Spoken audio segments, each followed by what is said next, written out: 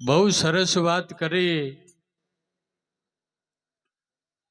કે બહાર ક્યાંય જવાની જરૂર નથી. માતા પિતા ભગવાન છે અને એ આપણા ઘરે જ છે. અહીંયા સંતે સાખીની અંદર વાત કરી કે પ્રથમ કોને સમરીએ કિસકા લીજીએ નામ. માત પિતા ગુરુ આપણા લઈએ અલગ પુરુષના નામ. ખૂબ આનંદની વાત છે બાપ.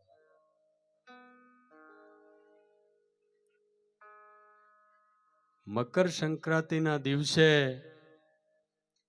એક વૃદ્ધાશ્રમની અંદર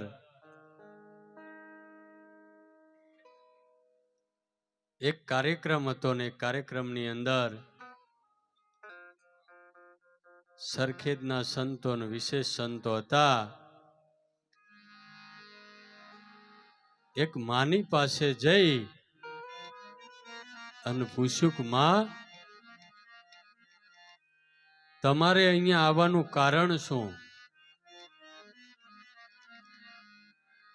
સાહેબ માએ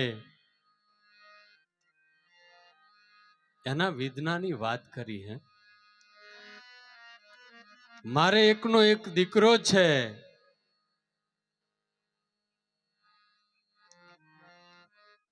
અને મારે ધણી નથી.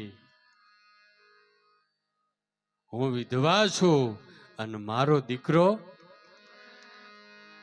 સાહેબ સંગતના કારણે દારૂડિયો થઈ ગયો છે.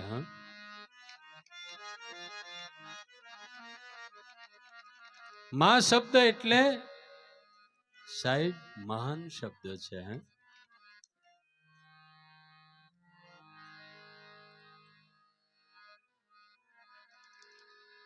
પણ અહીં સંસ્કારની જરૂર પડે છે.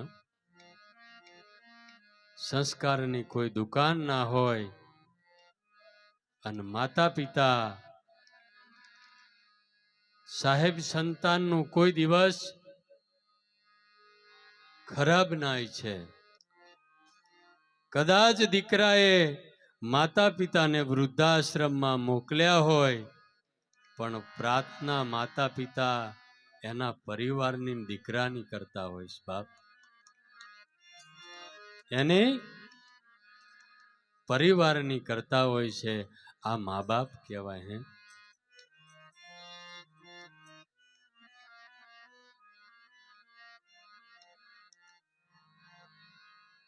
જોકે આપણે તો બધા ગુરુમુખી છીએ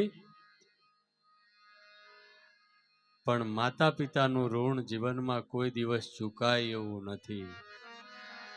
એમાંય માં એ તો માં છે સાહેબ અને બીજા બધા વગડાના વા છે.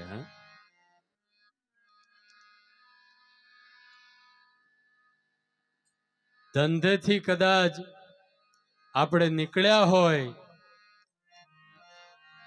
સવારે નીકળીએ અને રાત્રે 12 વાગે આવીએ અને 12 વાગ્યા સુધી જો જાગતી હોય ને એ માં છે સાહેબ, એ માં છે.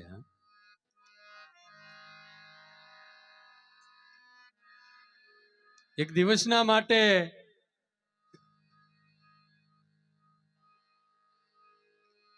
એક દીકરાએ માને પૂછ્યું કે માં તે મારા માટે શું કર્યું? ત્યારે માએ કીધું કે બેટા મેં તારા માટે કશુંય નથી કર્યું અને એવું પણ કર્યું છે કે એ તને પણ ખબર નથી. તો કે એનો પ્રત્યક્ષ દાખલો શું કે તમે કર્યું છે? સાહેબ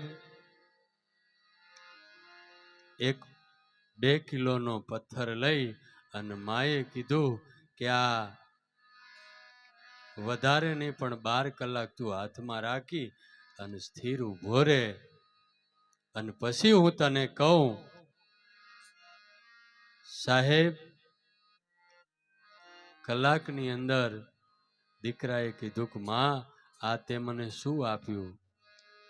ત્યારે માએ કીધું કે આટલા કલાકની અંદર તું કહેશે કે મને વજન લાગ્યો, ભલા માણસ 9 મહિના સુધી મેં તને આ ઉદરમાં રાખ્યો છે ને તું કહેશે કે શું કર્યું?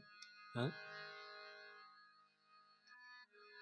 હેજી માત સુવર આવે નહીં સંત જગાડે, એજી ભેળવી દે ભગવંત સંતનો, એ સ્વભાવ સેવો એ જનતાની ગોદના જેવો.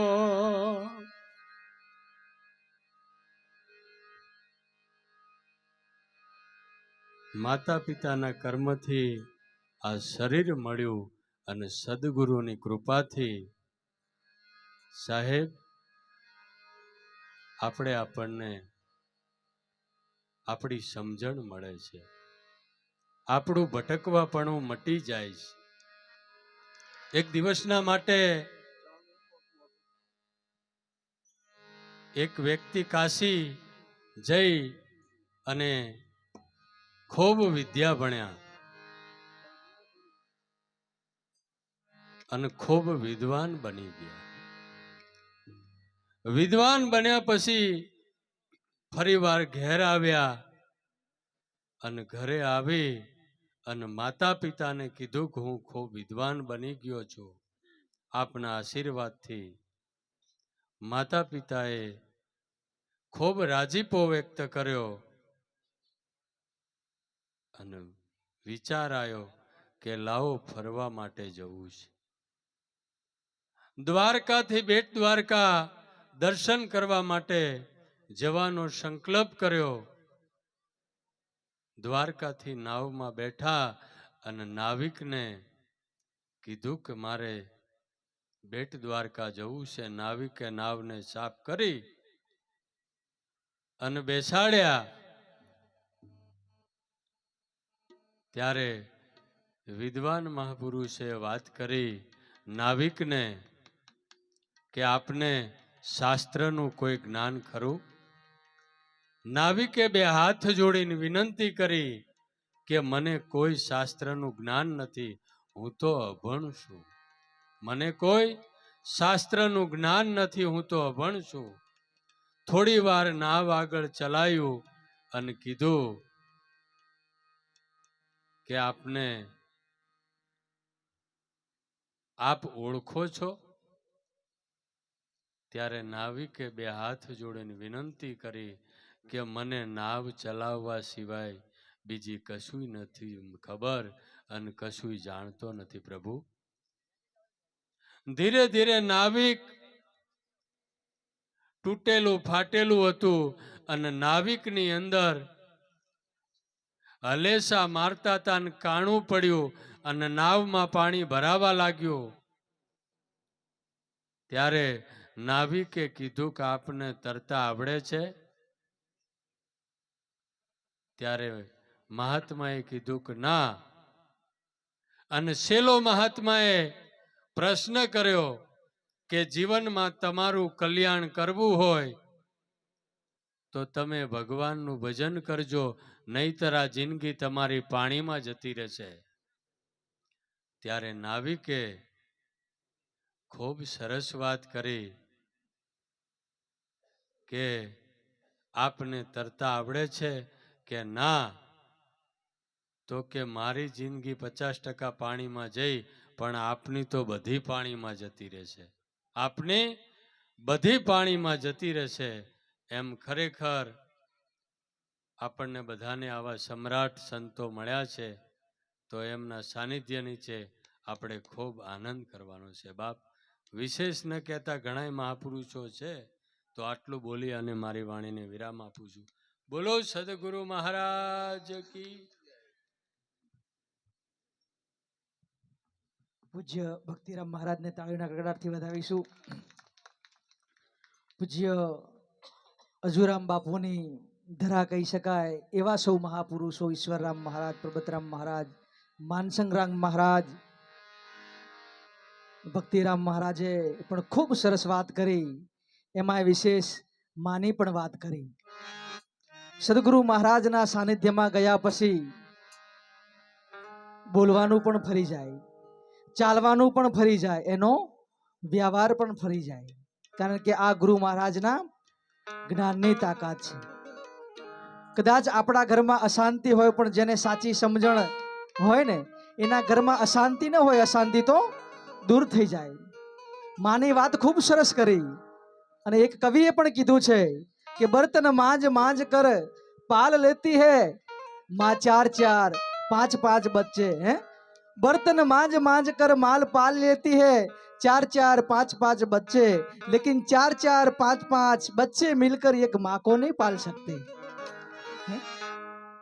જે માતાના ઉદરમાં જન્મ લઈ મોટા થઈ અને આજે વિધિની કેવી વક્રતા છે, સંત શું છે એ ખબર નથી, ભારતની સંસ્કૃતિ ખબર નથી, સંસ્કાર નથી, જ્ઞાનની ખબર નથી. માટે ધીરે ધીરે ધીરે એ દશા આવે છે કે જે માતા પિતા છે ને એને તો ભગવાનનું પ્રગટ સ્વરૂપ બતાવ્યું છે, પણ અજ્ઞાનના કારણે સંતના નજીક ન હોવાથી ખરેખર આ પરિસ્થિતિ ઊભી થાય છે. બીજ તો કદાચ રોપ્યા પછી જમીનમાંથી બહાર આવે ને પછી દેખાય, પણ આ તો એ મહાપુરુષો છે.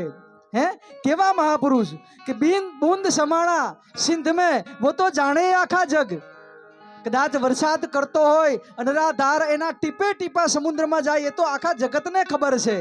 बूंद समाणा सिंध में ये तो जाने आखा जग, पर सिंध समाणा एक बूंद में ये तो जानत विरला કોક. એમ આવા મહાપુરુષ છે ને એને વડની અંદર પણ બીજો વડ દેખાય, કારણ કે એનું બીજ છે ને એની અંદર પણ એક બીજની અંદર 1000 વડ છુપાયેલા છે. પણ એવી સૂક્ષ્મ જ્ઞાન દ્રષ્ટિ જોઈએ. એમ મારું તમારું આપણું જીવન ઉજ્જવળ કરનાર જે મહાપુરુષનું જ્ઞાન છે ને અભેદ જ્ઞાન છે, જે ભાગવદ ગીતા, રામાયણ, ઉપનિષદ અને આવા સંત મહાપુરુષ જો કદાચ એની નજીક આપણે રહીશું ને તો આપણા દાડા આ આવશે નહીં. એટલે આપણે પુત્રને, પરિવારને, સૌને સંતોના નજીક રાખીશું. જેમ સમુદ્રની અંદર બધી નદીઓ ભેગી થાય એમ ઘણા ટાઈમથી સદગુરુ અજુરામ મહારાજના ઘણા બધા આચાર્યો વ્યસ્તના કારણે, દૂરતાના કારણે આવી નથી શકતા, પણ અમારા અજુરામ બાપુના એવી ધરોહર કહી શકાય એવા ઈશ્વરરામ મહારાજને જોરદાર તાળીઓના ગણગણાટથી વધાવીશું. વર્ષોથી પણ જે મહાપુરુષોના દર્શન નતા થતા બાપ, જેમ નદી સાગરમાં મળે ને એમ બધાય અજુરામ બાપુના જેટલા પણ અધિકારી સંતો છે ને એ બધાને એમને આમંત્રણ આપ્યું છે. એટલે એવાના એક બનાસકાંઠાથી અમારે માનસમ મહારાજ પધાર્યા છે, તો એમને આપણે વિનંતી કરીએ ટૂંકમાં એમની વાણીનો લાભ આપણને આપશે. માનસંગ્રામ મહારાજ.